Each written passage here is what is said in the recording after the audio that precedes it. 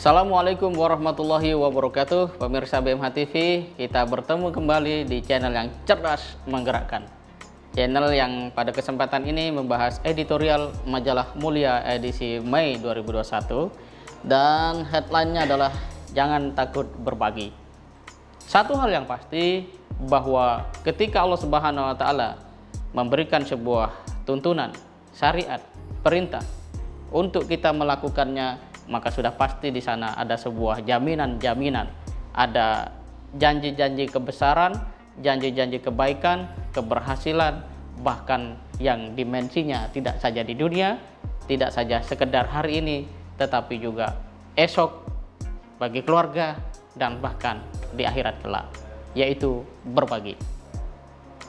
Pada dasarnya Islam adalah agama yang mendorong setiap umatnya, setiap individu, setiap pribadi muslim itu menjadi pribadi yang dapat menebarkan manfaat dan maslahat. Oleh karena itu, Islam tidak sekedar menekankan, mendorong, mengajak umatnya untuk secara terampil, sungguh-sungguh hadir di dalam momen-momen ibadah secara vertikal, tetapi juga setiap saat sebisa mungkin hadir di dalam nuansa ibadah-ibadah horizontal atau yang sifatnya sosial.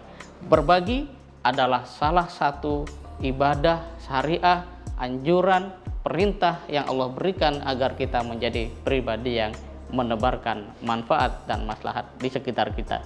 Dan janji-janji Allah begitu banyak kepada orang yang mau atau gemar berbagi.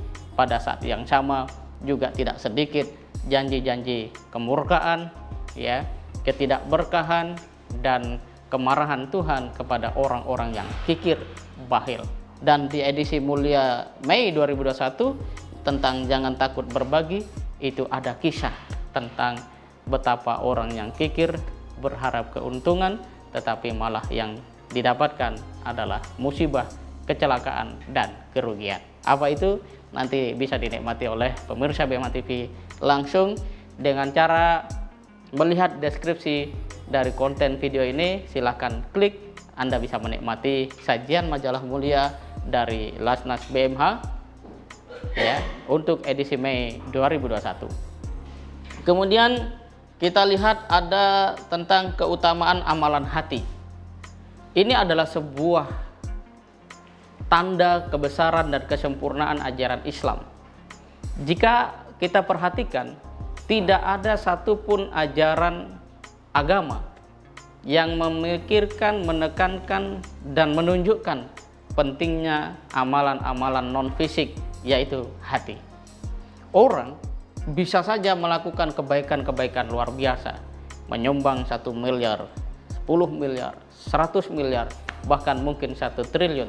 Tetapi jika niatnya itu tidak karena Allah, maka itu semua tidak bernilai apapun di hadapan Allah Subhanahu wa taala, dan itu adalah sebuah kesia-siaan.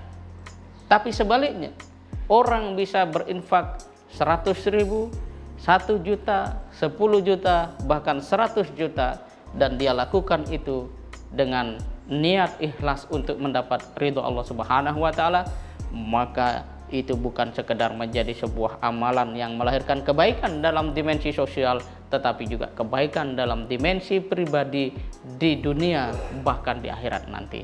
Inilah pentingnya amalan-amalan hati. Kemudian juga di dalamnya amalan hati itu sangat berpengaruh terhadap bagaimana seseorang hidup di dalam pergaulan. Kalau seseorang, kalau istilah yang umum itu, senang melihat orang susah, susah melihat orang senang, itu berarti ada penyakit di dalam hati kita, dan itu adalah bagian yang harus diselesaikan. Artikel itu memberikan anjuran, wawasan, sekaligus bagaimana jalan kita untuk bisa menjadikan hati kita beramal dengan baik dan benar. Kemudian maafkan sahabatmu. Nah, apa yang kemudian harus kita lakukan setelah Ramadan? Pertama, menjadi orang yang bisa memaafkan kesalahan orang lain. Di sini judulnya maafkan sahabatmu, bahkan di dalam kelas, di dalam asrama, di dalam persekolahan kita, pergaulan kita, mungkin ketika kita bercanda atau mengalami beda pandangan, ada ketersinggungan, ada kemarahan yang kemudian dipendam dan seterusnya, sebaiknya itu dilepaskan pada saat Ramadan ini, lebih-lebih di Idul Fitri nanti. Lepaskan, jangan bebani hidup kita dengan kemarahan, kebencian, dan segala macam pikiran dan perasaan yang negatif. Lepaskan, maafkan, dan raihlah kemuliaan-kemuliaan dari sisi Allah. Di sini ada semua, dituangkan dan dijabarkan. Kemudian ada kemuliaan lahir dan batin. Ini mungkin karena edisi Idul Fitri, jadi semua bersifat dimensi yang lebih kepada substansi kemanusiaan itu sendiri, yaitu batiniah kita. Bagaimana kita meraih kemuliaan lahir dan batin? Yaitu kemuliaan yang memberikan keselamatan kepada kita, baik di dunia maupun di akhirat, atau sepanjang hidup kita dan di akhirat kelak. Jadi tidak sukses hanya setahun, 2 tahun, setelah itu menjadi tidak sukses, ya, menjadi terperosok di dalam kerugian-kerugian yang lainnya, karena tadi kita hanya meraih kemuliaan-kemuliaan semu, sanjungan, liker misalnya, atau apapun istilahnya, yang pada substansinya itu tidak mengantarkan kita semakin kokoh dalam iman dan takwa serta menebar kemaslahatan bagi sesama. Dan satu sisi yang menarik ditampilkan oleh majalah Mulia adalah kita mulai hadirkan satu konten yang lebih sederhana secara penyajian, namun tidak mengurangi substansi energi yang ada di dalam majalah tersebut, yaitu berupa upaya penyajian penyederhanaan baik dalam bentuk infografis maupun potongan-potongan poin yang secara langsung pembaca dapat menikmati apa sih esensi dari bacaan yang dihadirkan oleh majalah Mulia. Di antaranya kita bisa lihat di sini rubrik amalan. Di sini kita bahas tentang amanah, ya. Amanah itu menurut Imam Al-Mawardi di dalam kitabnya Adabud Dunya wad Din itu ada 7, ya, amalan atau yang menjadi amanah seorang pemimpin. Yang pertama, menjaga agama dari distorsi dan menganjurkan untuk mengamalkannya tanpa pengabaian. Itu tugas pemimpin. Yang kedua, menjaga agama dari distorsi dan menganjurkan untuk mengamalkannya tanpa pengabaian. Kemudian memakmurkan negeri dengan bersandar kepada kemaslahatan dan mengukuhkan jalan dan caranya. Yang keempat, mengelola harta yang dikuasai dengan peraturan agama. Nah, artinya divalidasi oleh aturan syariah itu, tidak kemudian semena-mena apalagi semau gue, gitu ya. Yang kelima, memperhatikan kezaliman dan hukum tanpa pandang bulu, ya, di antara penduduk dan berpegang pada keadilan untuk menyelesaikan persengketaan. Yang keenam, menegakkan hukuman bagi orang-orang yang berhak tanpa lalai dan melewati batas. Jangan berlebihan. Kalau memang orang kesalahannya ringan, jangan dihukum berat, ya. Harus proporsional, adil. Yang ketujuh, memilih para pembantunya dari orang-orang yang memiliki kemampuan, kecakapan, dan amanah.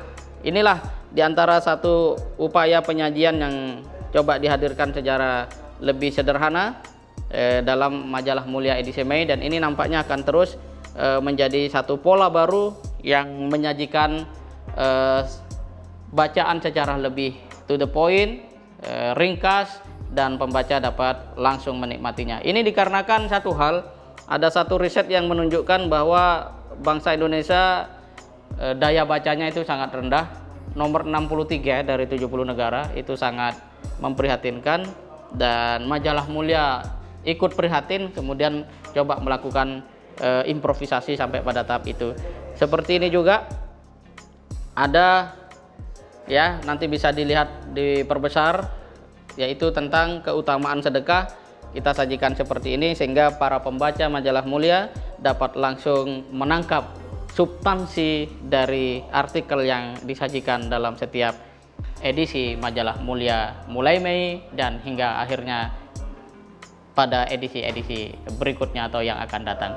Demikian editorial majalah Mulia Mei 2021. Tetap di channel yang cerdas menggerakkan, bagikan konten positif ini kepada seluruh dunia, kepada umat Islam khususnya, untuk mereka sama-sama like, komen, share, dan subscribe, dan kita warnai dunia maya ini dengan konten-konten positif. Mari terus raih kemuliaan hidup bersama BMH, hadirkan maslahat bagi seluruh bangsa. Assalamualaikum warahmatullahi wabarakatuh.